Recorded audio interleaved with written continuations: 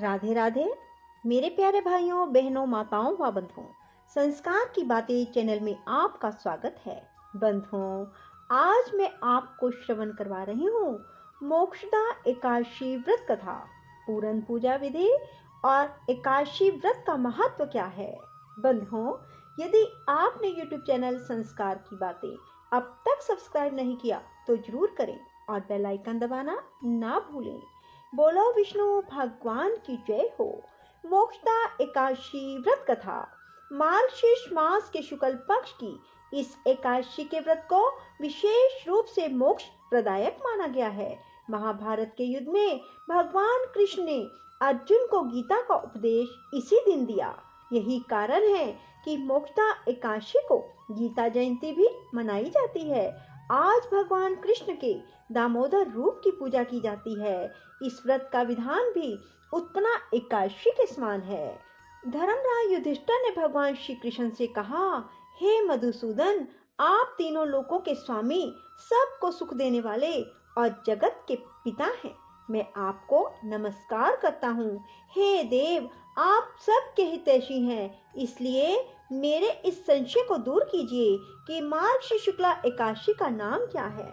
इस दिन कौन से देवता की पूजा की जाती है और इसका विधान क्या है। भगवान, आप मेरे इन प्रश्नों का विस्तार पूर्वक उत्तर देने की कृपा कीजिए। भगवान श्री कृष्ण ने उत्तर दिया, हे धर्मराज युधिष्ठिर, तुमने बड़ा उत्तम प्रश्न पूछा है। इससे आपका यश संसार में फैलेगा, सो आप ध्यान पूर्वक सुने। मार्गशीर्ष शुक्ला एकादशी अनेक पापों को नष्ट करने वाली है। इसका नाम मोक्षदा एकादशी है। इस दिन दामोदर भगवान की धूप दीप नैवेद्य आदि से भक्ति पूर्वक पूजा की जाती है। अब मैं एक अति प्राचीन कथा सुनाता हूँ कि किस प्रकार इस एकादशी का व्रत करने से नरक में गए हुए माता पिता पुत्र आदि को स्वर्ग की प्राप्ति होती है। गोकुल नामक नगर में वैश्वानस नाम का एक राजा राज्य करता था। उसके राज्य में चारों वेदों के ज्ञाता ब्राह्मण रहते थे। वह राजा अपनी प्रजा का पुत्र के समान पालन करता था। एक समय रात्रि को स्वप्न में राजा ने देखा कि उसका पिता नरक में पड़ा है। स्वप्न देखकर राजा को बड़ा दुख हुआ और आश्चर्य हुआ और प्रातः काल होते ही विद्वान ब्राह्मणों से अपने स्वप्न की बात कही। राजा ने कहा, हे ब्राह्मणों, रात्रि को स्वप्न में मैंने अपने पिता को नरक में पड़ा देखा और उन्होंने मुझसे कहा, हे पुत्र, मैं नरक भोग रहा हूँ, मेरी यहाँ से मुक्ति करो। आप लोग मुझे कोई ऐसा तप, दान, व्रत आदि उपाय बताइए जिससे मेरे पिता की मुक्ति हो जाए। उस पुत्र का जीवन व्यर्थ है जो अपने माता पिता का उद्धार न कर सके। एक उत्तम पुत्र जो अपने माता पिता और पूर्वजों का उद्धार करता है, वह 1000 मूर्ख पुत्रों से अच्छा है। राजा के ऐसे वचन सुनकर ब्राह्मण कहने लगे, हे राजन, यहाँ समीप ही भूत भविष्य वर्तमान के ज्ञाता पर्वत ऋषि का आश्रम है। आपके प्रश्नों का उत्तर वे भली भांति दे सकते हैं। ऐसा सुनकर राजा पर्वत मुनि के आश्रम में गया। उस आश्रम में अनेकों शांत चित्त योगी और मुनि तपस्या कर रहे थे। उसी जगह चारों वेदों के ज्ञाता साक्षात ब्रह्मा के समान पर्वत मुनि बैठे थे। राजा ने वहां जाकर उनको साष्टांग प्रणाम किया। पर्वत मुनि ने राजा से उसके आने का प्रयोजन पूछा। राजा ने कहा, हे महाराज, आपकी कृपा से मेरे राज्य में सब कुशल हैं, परंतु अकस्मात एक विघ्न आ गया है जिससे मेरे हृदय में अत्यंत अशांति हो रही है। यह सुनकर पर्वत मुनि ने एक क्षण के लिए आंखें बंद की और भूत भविष्य के बारे में विचारने लगे। फिर बोले, हे राजन, मैंने अपने योग बल से तुम्हारे पिता के सब कुकर्मों को जान लिया है। उन्होंने पूर्व जन्म में सौत के कहने पर अपनी दूसरी कामातुर पत्नी को ऋतुदान मांगने पर भी न दिया था। उसी पाप के फल से तुम्हारे पिता को नरक भोगना पड़ रहा है। तब राजा बोला, हे महात्मन, मेरे पिता के उद्धार के निमित्त कोई उपाय बताएं। पर्वत मुनि बोले, हे राजन, मार्गशीर्ष शुक्ला एकादशी को उपवास करके उसके पुण्य को अपने पिता को संकल्प कर देना। उस एकादशी के पुण्य के प्रभाव से अवश्य ही आपके पिता की मुक्ति होगी। मुनि के वचनों को सुनकर राजा अपने महल में वापस आ गया और कुटुंब सहित इस मोक्षदा एकादशी का व्रत किया। फिर उस उपवास के पुण्य को राजा ने अपने पिता को अर्पण कर दिया। उस पुण्य के प्रभाव से राजा के पिता को नरक से मुक्ति मिल गई और वह स्वर्ग को चले गए। मार्गशीर्ष मास के शुक्ल पक्ष की इस मोक्षदा एकादशी का व्रत करने से समस्त पाप नष्ट हो जाते हैं और अंत में मोक्ष की प्राप्ति होती है। इस व्रत से बढ़कर मोक्ष देने वाला कोई व्रत नहीं है। इस कथा को पढ़ने और सुनने मात्र से वाजपेयी यज्ञ का फल प्राप्त होता है। यह व्रत मोक्ष देने वाला और चिंतामणि के समान सभी चिंताएं दूर करने वाला है। इतना कहकर भगवान श्री कृष्ण मौन हो गए। बोलो विष्णु भगवान की जय, लक्ष्मी माता की जय। बंधुओं, मोक्षदा एकादशी के दिन प्रातःकाल जल्दी उठें, स्नान आदि से निवृत्त होकर भगवान की षोडश उपचार पूजा करें। भगवान को तुलसी दल अर्पित करें और पीले रंग के फूल भगवान को अवश्य अर्पित करें। सारा दिन भगवान विष्णु के नाम जाप में बिताएं। श्रीमद् भागवत गीता सुने, गर्भ गीता सुने, भगवान विष्णु के 108 नाम या फिर सहस्त्र नाम सुने। रात्रि जागरण करें, अखंड दीपक अवश्य जलाएं। द्वादशी के दिन व्रत का पारण करें। पहले स्नान आदि से निवृत्त होकर भगवान की पूजा करें और फिर किसी ब्राह्मण को भोजन कराएं। उसके बाद स्वयं भोजन ग्रहण करें। बंधुओं, एकादशी के दिन किसी का दिल ना दुखाएं, बाल आदि ना कटवाएं और ना ही धोएं। किसी जीव की हत्या ना करें, किसी का दिल ना दुखाएं, किसी की निंदा ना करें। बंधुओं, जो कोई भी मोक्षदा एकादशी का व्रत करेंगे उन्हें मोक्ष की प्राप्ति होगी। इसलिए सभी मोक्षदा एकादशी का व्रत अवश्य करें। बंधुओं, यदि आपको हमारी वीडियो पसंद आए तो इसे लाइक करने के साथ साथ शेयर अवश्य करें और कमेंट बॉक्स में राधे राधे लिखना ना भूलें, ताकि आपको कथा श्रवण का पूर्ण फल प्राप्त हो सके।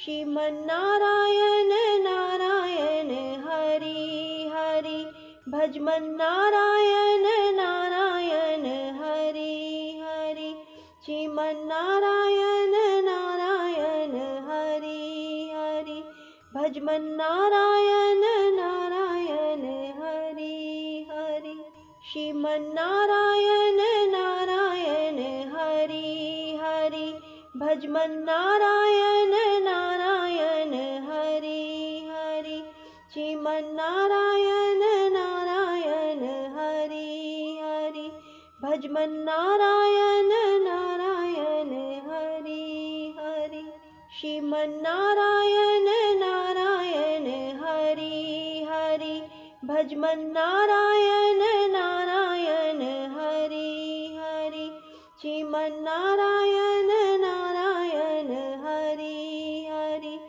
भजमन नारायण नारायण हरि हरि, श्रीमन्नारायण नारायण हरि हरि, भजमन नारायण नारायण हरि हरि, श्रीमन्नारायण नारायण हरि हरि, भजमन नारायण नारायण हरि हरि, श्रीमन्नारायण नारायण हरि हरि, भजमन नारायण नारायण हरि हरि, श्रीमन्नारायण नारायण हरि हरि, भजमन नारायण नारायण हरि हरि, श्रीमन्नारायण नारायण हरि हरि, भजमन नारायण नारायण हरि हरि,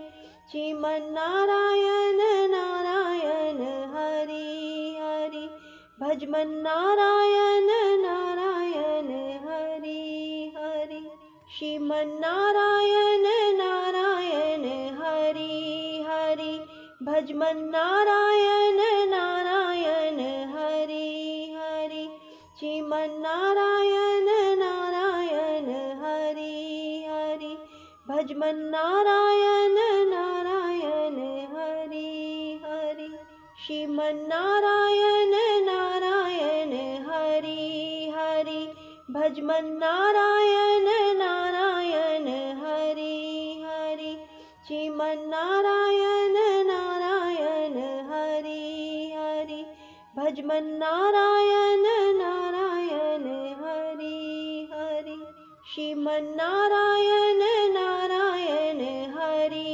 हरि, भजमन्नारायण नारायण हरि हरि, श्रीमन्नारायण नारायण हरि हरि, भजमन्नारायण नारायण हरि हरि, श्रीमन्नारायण नारायण हरि हरि, भजमन्नारायण नारायण हरि हरि, श्रीमन्नारायण नारायण हरि हरि, भजमन्नारायण नारायण हरि हरि, श्रीमन्नारायण नारायण हरि हरि, भजमन्नारायण नारायण हरि हरि, श्रीमन्नारायण नारायण हरि हरि, भजमन्नारायण नारायण हरि हरि, श्रीमन्नारायण नारायण हरि हरि, भजमन्नारायण नारायण हरि हरि, श्रीमन्नारायण नारायण हरि हरि, भजमन्नारायण नारायण हरि हरि, श्रीमन्नारायण नारायण हरि हरि, भजमन्नारायण नारायण हरि हरि, श्रीमन्नारायण नारायण हरि हरि, भजमन्नारायण नारायण हरि हरि, श्रीमन्नारायण नारायण हरि हरि, भजमन्नारायण नारायण हरि हरि, श्रीमन्नारायण नारायण हरि हरि, भजमन्नारायण नारायण हरि हरि, श्रीमन्नारायण नारायण हरि हरि, भजमन्नारायण नारायण हरि हरि, श्रीमन्नारायण नारायण हरि हरि, भजमन्नारायण नारायण हरि हरि, श्रीमन्नारायण नारायण हरि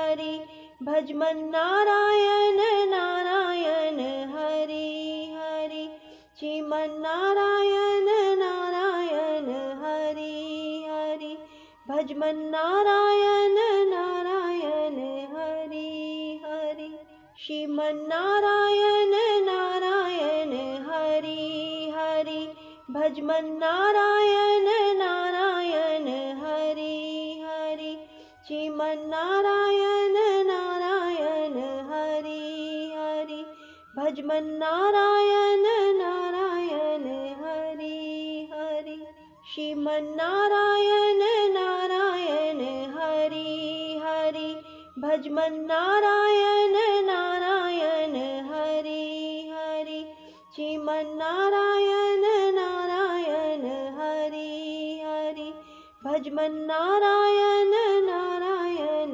हरि हरि। राधे राधे, जय श्री कृष्ण, धन्यवाद।